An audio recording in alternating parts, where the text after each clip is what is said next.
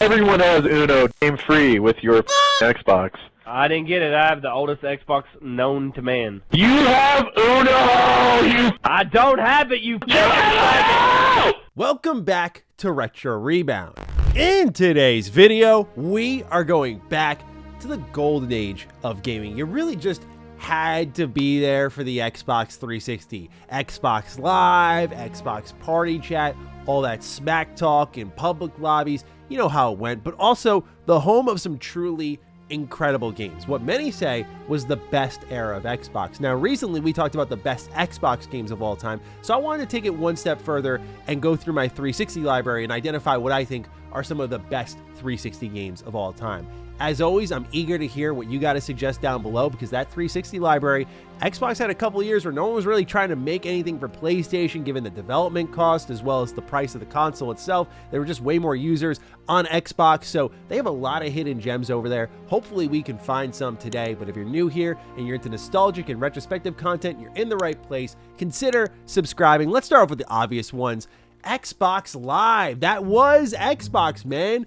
Gears of War, Halo. We've got here Halo 3 ODST as well. We'll talk about each of these. Look, Gears was a franchise that was always second to me when it came to Halo, but as the years have gone on, I really love me some Gears, man. Such a strong personality. Each game having its own kind of identity, like the first one being a little bit more gothic, or the second one really driving home a relationship between Dom and Marcus, and the third one just being an all-out war. But they're all so Gears of War, and just running through these games and Xbox Live Party Chat, co-op campaigns. This is where, like, if you had co-op, for me, you were an instant sale. Same would go for Halo. Oh, I can play these campaigns online with my friends. Instant purchase. So Halo 3, one of the most important video games ever made. I mean, I even just watch videos of midnight releases for Halo 3 and just watch people setting up their houses, getting their TVs in order, doing LAN parties, like getting pizza. It's just a cultural phenomenon. Like, everyone knows where they were at when they got Halo 3. For me, I was home and my parents just randomly showed up with a bag from Circuit City, and in there, Halo 3 was. The rest was history. We had a big TV in our living room, and I remember I had the privilege of playing on the big TV in the living room, and that was awesome, where I played a lot of the Halo 3 campaign. It was so cool, and just growing up loving Halo, like, what a moment. I just feel like I'll always remember that. But obviously the countless matches online and the years that I would play this game for, I just kept going back with new groups of friends, constantly just playing more and more Halo. And then ODST would be the game that just opened my eyes. Like, oh, Halo's more than Chief. What a moody game. Deference by Darkness. What a track. That game is so atmospheric, dripping with it, in fact, and also just has an incredible score. I think it's called We Are the Reinforcements. It was the mission called Romeo. It was the NMPD headquarters. This mission where the music kicks in, where you're just fighting a last-ditch effort against all the Covenant, and the music there is so good. So just, yeah, like, Halo and Gears are Xbox through and through. I had to open up with those, but you know what also was Xbox were random games that were exclusive at one point and still hold some Xbox association. I'm talking about BioShock 1. I'm talking about Dead Rising 1. Dead Rising 1, as I admitted in my review, I was late to experience, but what a game. And the fact that this started off as an Xbox exclusive was crazy for me to find out. But BioShock is the one I can really lean into with some history. I mean, I have replayed BioShock 1 so many times. It's just got that it factor to it where I always want to go back to it. Rapture is such a unique setting. I love the kind of old 1950s feel of this universe and its advertisements. It's very Fallout coded to me, of course, but it's also futuristic in a lot of the technology you see there. It's very, as you would describe it, retro future. And of course there's Mass Effect. Mass Effect 1 started off as an Xbox 360 exclusive as well. I mean, BioWare and Xbox are practically in bed together for an entire generation when you look at Star Wars Knights of the Republic, Jade Empire, and then Mass Effect 1. But Mass Effect 1 was the game I bought with my 360. It was $5 at GameStop, and I went, yep, easy sales. I saw BioWare, and just the rest is history. Xbox 360 to me as well was the RPG machine. This is something that I really described in our original Xbox Best Games video, where I said, hey, KOTOR, KOTOR 2, Fable 1, like, it was the RPG box for me. But Xbox 360 really continued that. You had Fable 2, which had just way more life sim elements. It still had choice and consequence, don't get me wrong. Like, you'd still be a good guy or an evil guy as you would in Fable, but it really started to introduce those life sim elements, like working a job, buying a house, owning businesses, making money, pissing a lot of people off, and all of the different, without getting this video demonetized, life simmy things that you could do within a Fable game. It's really what had it explode onto the market. I didn't play it at launch. I played it around Christmas time in like 2010 or 2011 and had an absolute blast with it. I remember it was my first week off of my junior year of high school, and it was our Christmas break, and it was snowing out when I was playing Fable 2 for the first time, and it's just a cozy feeling to remember. Like, I was in my bedroom, sitting in the recliner, playing a snowy game. Like, it opens up with it snowing while it's snowing outside, and then just life simming it up and making all these evil choices. I thought it was hilarious. Just what a time, man. But of course, it goes without saying, when it comes to RPGs on the 360, Oblivion was an Xbox exclusive at one point, and this was really my awakening for Bethesda Game Studios. Technically, it was Morrowind, but Oblivion, I'll always remember just this snapshot in my brain.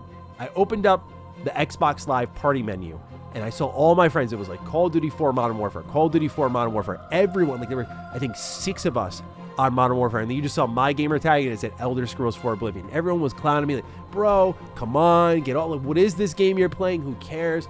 And I resisted that peer pressure because I thought Bethesda Game Studios was so good. I was hooked to Oblivion, and obviously that led me to Fallout 3. But these RPGs just decorated my playtime on the 360. I played so much Oblivion, going through all the faction storylines. I remember discovering the Dark Brotherhood by accident. Just, oops, I killed someone, and then going to sleep and waking up, and there's Lucian Lachance. I'm like, oh, where did he come from? This game's amazing. Like, it just continuously blew my mind. But that also represented what the 360 was, mind-blowing games. Like, as someone who's just grown up since then and started to understand the business side of the industry and looked at how these games are budgeted and how much they would push fidelity, the 360 felt like the proper bend of like PS2 and original Xbox jank and fidelity, while having like bigger budgets for them that let them be much larger in scale. Like, Oblivion's a game that feels bottomless. You could play this game for, as many of you know with the recent remaster, like hundreds of hours and just keep going and keep going. That experience has become a lot more common nowadays, just like teams pushing through and giving you endless content. But to have that game in an early days where games weren't coming out super frequent, so you got an Oblivion, and in my case that was it for a while, to just park it on this game for month after month after month after month was an incredible feeling, especially when you didn't have a lot of money. It was the most perfect bang for your buck I could ever ask for. Now, for those who don't know this about me, I used to hate Japanese role-playing games. I also always admit, because I just think it's a funny story with how many I played now, the game that really broke through for me was Final Fantasy 13. That's a game I do associate with Xbox a bit, but I'll spare you all that pain.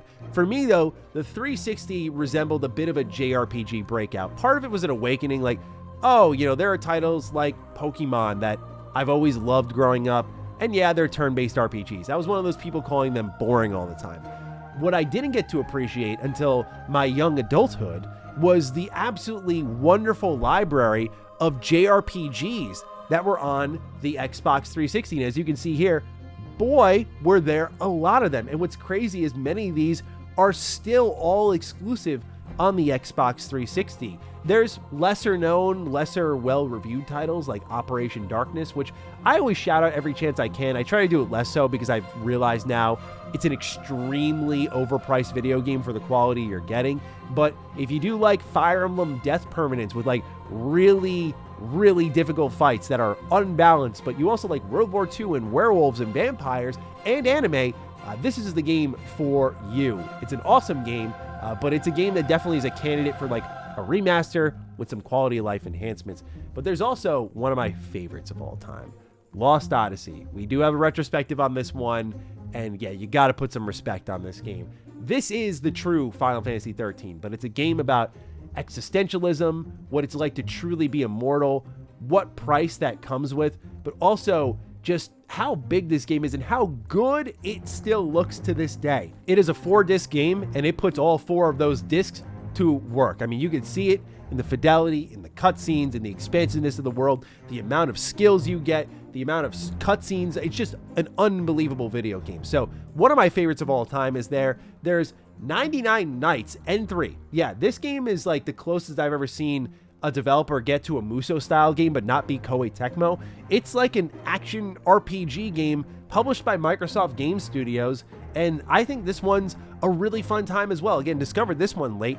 Infinite Undiscovery I didn't discover late. I remember playing this many years ago because I just thought the box art looked cool. I remember this game being very dark, not like as in tone, but literally like the prison the game opens up in. I could barely see it on my CRT, but God, man, Infinite Undiscovery. Basically, Square Enix kind of taking a crack at the Tales of franchise, saying we can do that too. And they didn't make something as great, but they made a really cool Xbox exclusive. And it goes without saying that Blue Dragon has to be in the conversation as well. From the same developer that brought you Lost Odyssey, the first game they'd bring exclusive to Xbox would be Blue Dragon. And know this team's name, Mistwalker.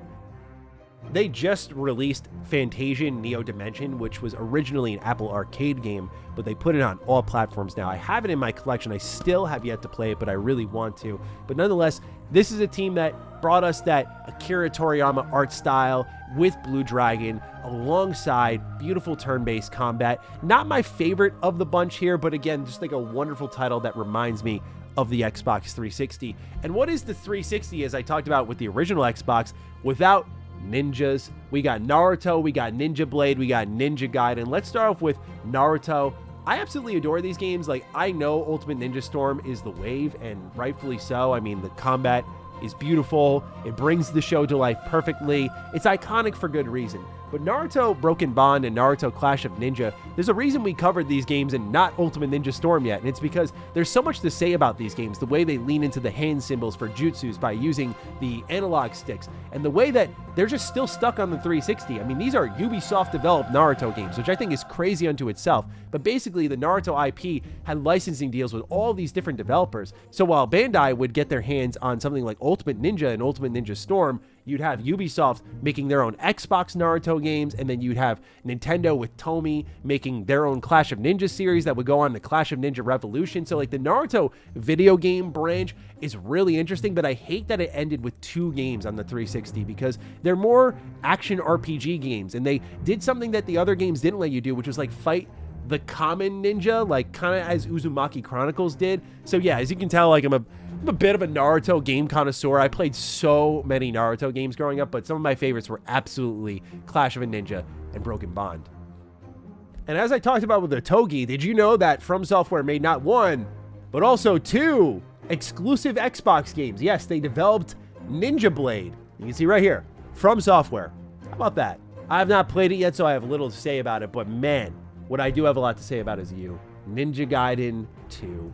I mean, obviously, Ninja Gaiden 2 is in a little bit of a precarious position. You have Ninja Gaiden 2 Black, you have Sigma, and Black is like an enhanced version of Sigma where it's like almost there, but it's not as difficult as Ninja Gaiden 2 yet, but it does have more stability. So it's like, you know, you could play really any version you want of Ninja Gaiden 2. I would always recommend Black at this point in time, but Ninja Gaiden 2 was such a transformative game for me as well on the 360. It was the gore, the fidelity, it was the speed of the animations, like the lunar staff, and just watching it whip around Ryu's body blew my mind as a kid. It was the amount of dismemberment that was in this game, how long the game was, how many levels there were. Like, again, the 360, part of it was childhood imagination, but it just felt so endless, so bottomless, so limitless in its potential. So yeah, it was the home to a lot of like incredible Japanese games. This is funny because this is something Xbox would find themselves chasing well into the series generation, only recently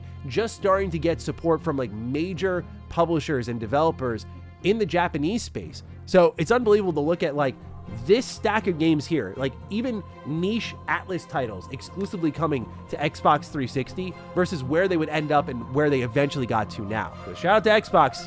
They're making that Ninja Gaiden 4 happen. And that I will give them some praise for in a sea of criticism as of late. The last 3 games I wanted to talk about were 360 games that aren't really exclusive, but I think of them as 360 games anyway.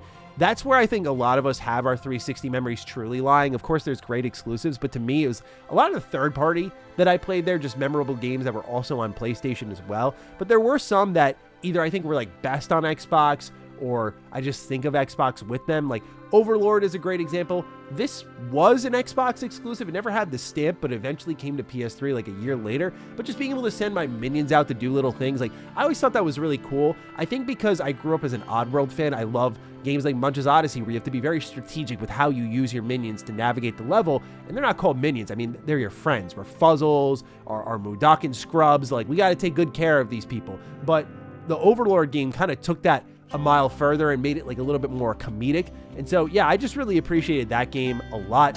There's also Lego Star Wars The Complete Saga. They did have this on the PlayStation 3, but this had achievements.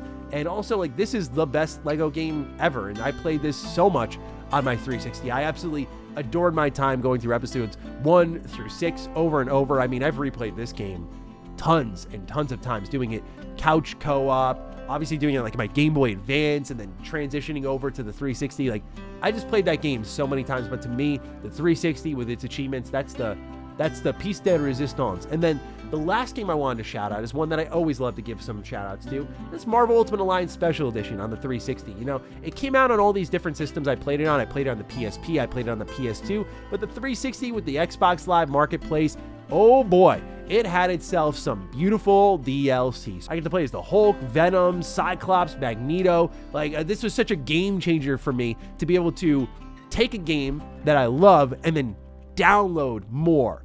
And speaking of which, I do want to shout out a downloadable title, and that's State of Decay 1. State of Decay 1 was absolutely one of my favorite 360 games. This started off as an Xbox Live arcade title, and it blew my mind. Like, what? I've spent like 20 hours in this game, and it was $15. Again, like, for me as a high school kid growing up with the 360, any bang for your buck game won my heart, but like post-apocalyptic type of game like this, as a huge Fallout fan, I was all over this, and I was just getting into my Walking Dead phase. Like, this struck at the perfect time. So yeah, the 360 is obviously a timeless generation. Just wanted to give it some more love and round out our conversation about Xbox this weekend after just a lot of negative press from yours truly. So with that, ladies and gentlemen, I leave it in your hands. What are your favorite Xbox 360 games of all time? Fire away, and I'll catch all of you in the next Retro Rebound. Peace out.